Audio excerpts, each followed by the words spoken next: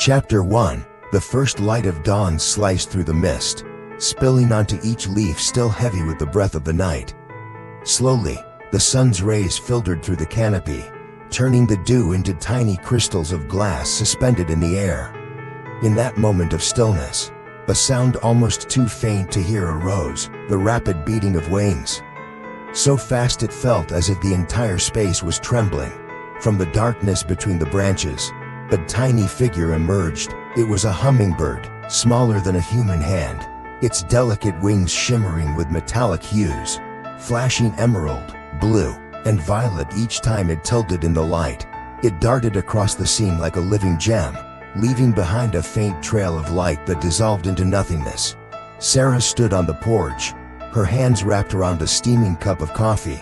The warmth of the cup blended with the cool crispness of the early morning air. But her eyes were drawn to that sight, the hummingbird, the same one that came every morning, never to be mistaken for another. It was not there just to drink nectar from the wildflowers blooming along the fence. Instead, in the midst of its frantic wing beats, it hovered in front of Sarah for a few seconds, its round, dark eyes seemingly locked onto hers. Then, as if a decision had been made, it vanished into the forest. In the mornings that followed, the scene repeated, the same moment, the same gaze, the same strange pause in midair. Sarah began to sense something unusual, not the simple curiosity of a small bird, but a silent invitation, as though the gap between two worlds, the human and the wild, was slowly closing. A soft breeze stirred the branches high above, the rustle of leaves merging with the rhythm of her heartbeat, and in that moment, the voice of an unseen narrator seemed to speak in her mind. She does not yet know that the path she is about to walk will forever change the way she sees the world. In Chapter 2. That morning, Sarah decided not to simply stand still. She stepped down from the porch, walking slowly toward the cluster of wildflowers where the hummingbird often visited. The early morning air was as thin and cold as a scarf of mist, and each step made the small stones crunch beneath her feet. The hummingbird appeared, right on time, as if it were following an appointment set long ago. It showed no sign of fear at her approach. Its wings, as thin as shards of transparent glass, sliced through the air at an astonishing speed, creating a sound that was not the buzz of a bee, but a continuous whisper, a sound that was at once inviting and cautionary. Sarah crouched down so her eyes were level with its flight. From this distance, she could clearly see the bird's eyes, deep and bright, like two drops of black resin gleaming with a reflection of the sky. There was something within them beyond mere survival instinct, something closer to awareness. Then, suddenly, it left the flower, circled once above her head, and flew off in a fixed direction, deeper into the forest. Sarah stood still, feeling as though she had just received a faint invitation, but when she decided to follow, only a few dozen steps later, its small shape vanished behind a dense thicket. From that day on, curiosity began to overtake her passive routine. Each morning, she carried a small notebook, recording the exact time the bird appeared and the direction it flew. Gradually, coincidence turned into evidence. Not once did the bird lead in a different direction. It was always that same path, always that same place. Late at night, when the wind moved through her bedroom window, Sarah would lie awake, imagining what might be waiting at the end of that trail. She did not know if it was pure chance or part of a plan set in motion long before. All she knew was that with each passing morning, the pull toward the forest grew stronger, as if someone, from far away, was softly calling her name. Chapter 3. That morning, the mist was so thick that Sarah's garden looked like a painting in ink and wash. The air was cool and damp, carrying the scent of decaying leaves mixed with the breath of the soil. The hummingbird appeared, right on time, but this time it lingered longer, circling close to Sarah's shoulder before flying straight toward the forest. Without thinking, Sarah followed. Each step sank into the fallen leaves, making a sound as soft as crumpled paper.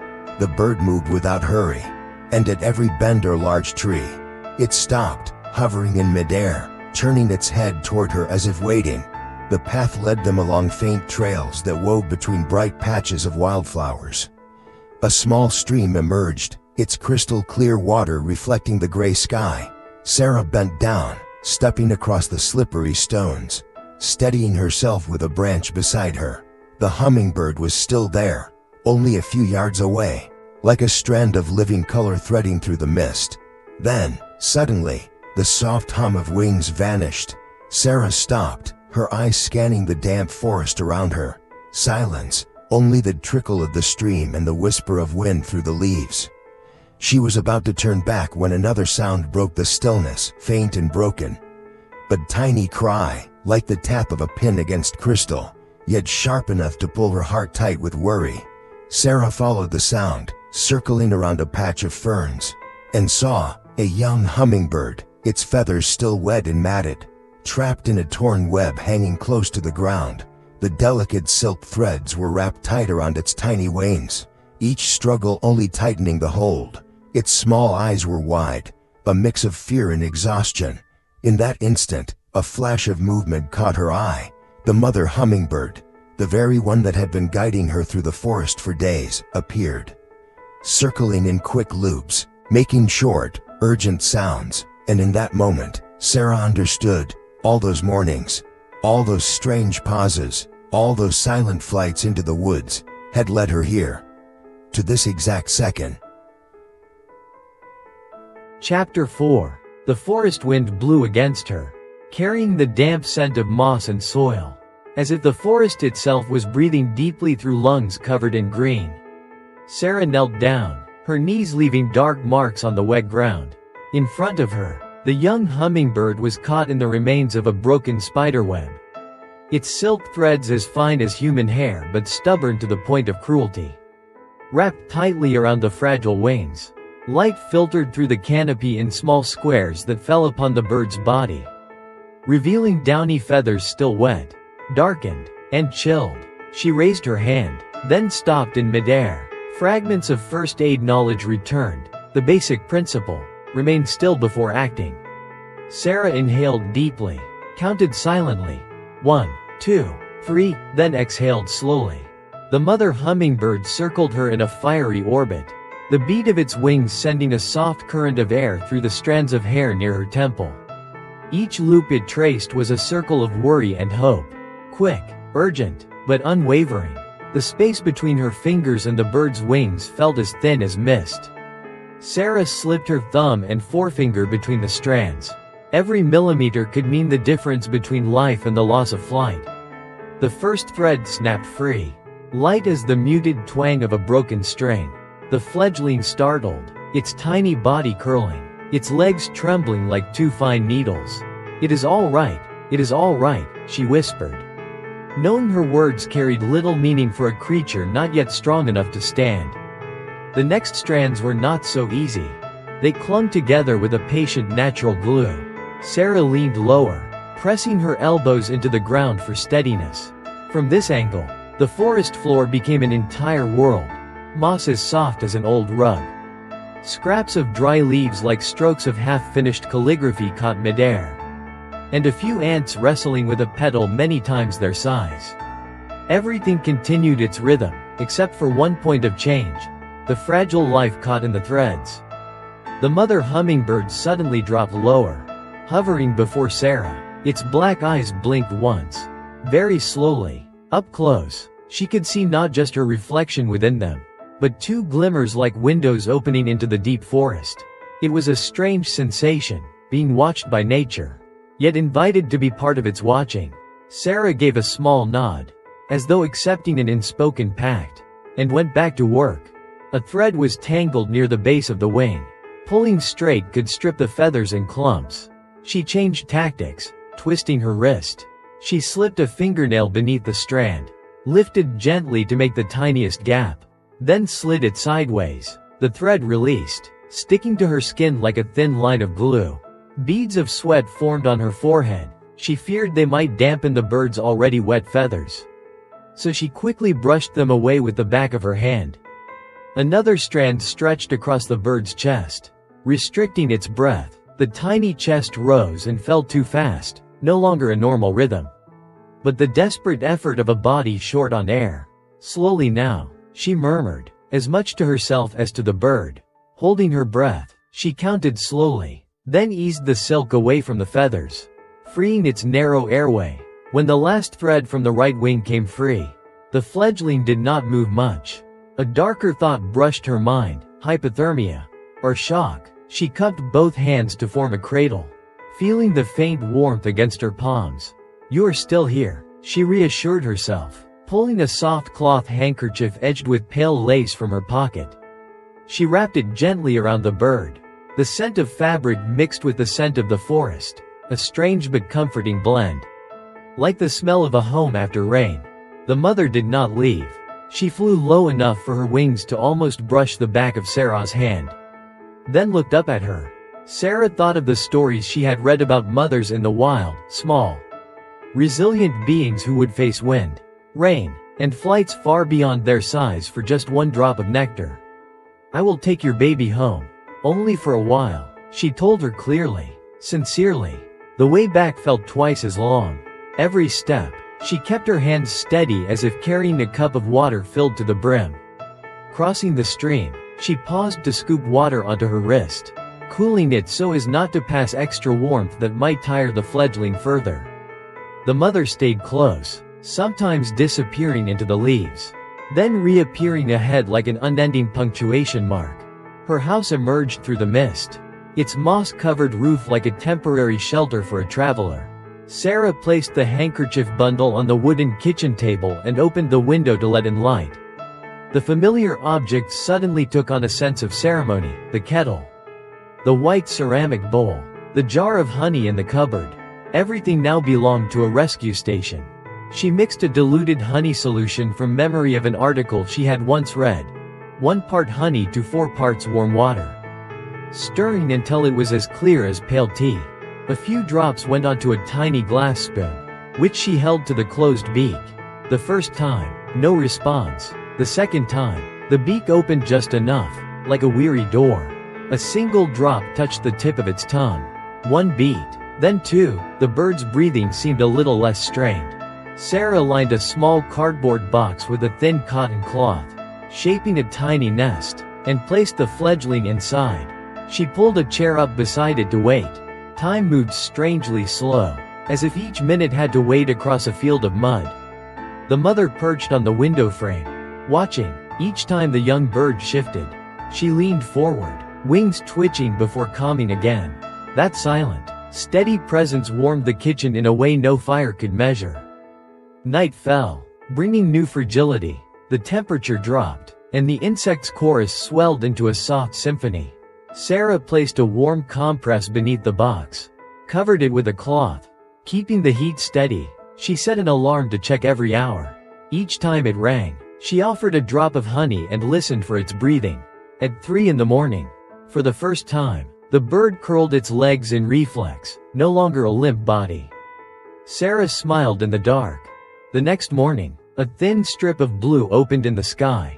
Sarah drew the curtains. The mother was already there, as if she had never left. She brought the box closer to the window so all 3 could see each other. The fledgling kept its eyes open longer now, its gaze unfocused, but carrying a spark of life. Sarah felt a new rhythm forming inside her, the rhythm of care.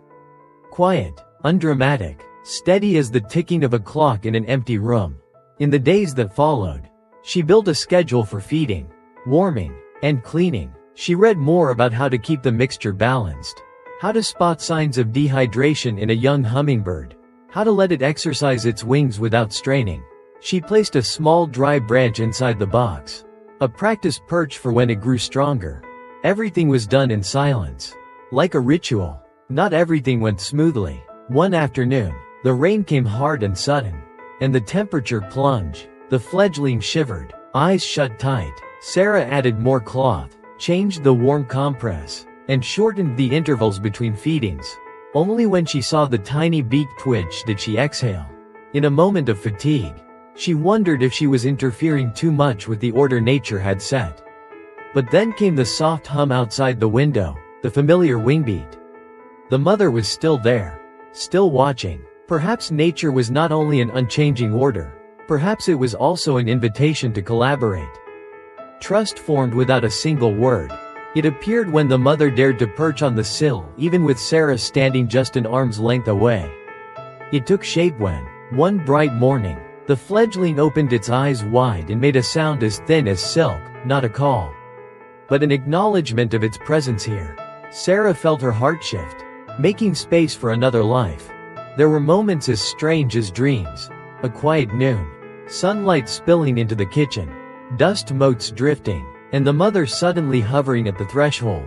She paused in midair for a long beat, as if weighing something, then tilted her head. Sarah stood motionless, afraid to shatter the moment's fragility.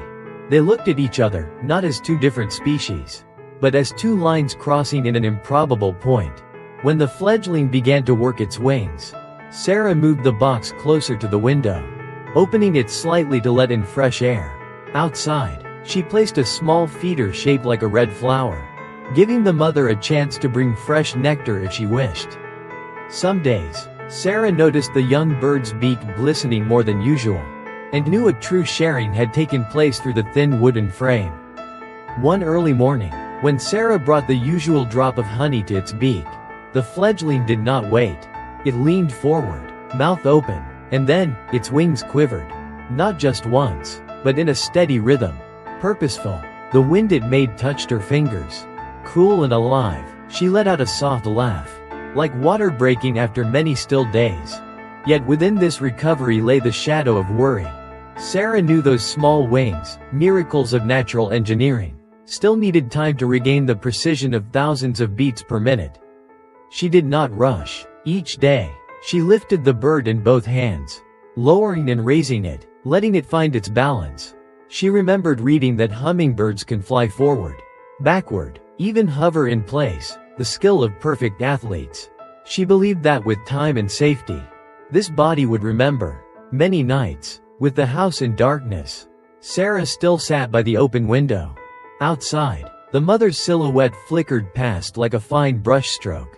Near dawn, she dozed, and in her dream, she saw silver wings beating, shaking loose a rain of light over the forest. When she woke, the dream was gone, but the peace lingered, like music still echoing after the player has left the room. On a clear Saturday morning after a week of rain, Sarah opened the window wide and set the box on the sill. She stepped back, the fledgling tilted its head, as if discovering a new border. The mother appeared instantly, hovering before her child, uttering a short string of sounds. Sarah knew it was a private conversation, a language not meant for human ears. She accepted her role, the gatekeeper, never crossing into the forest of the unknown. The fledgling gripped the edge of the cloth, leaning toward the rim of the box. Once, then again, its wings beat faster, its body trembling. It lifted a short distance, dropped lightly, then tried again. Minutes later, it held itself in the air, a perfect hover that lasted only half a second, but enough to make Sarah's eyes well. The dampness there was not from the wind. She knew she was nearing the end of a long ritual, but every ritual needs patience to finish. When the sun rose higher, she closed the window to rest.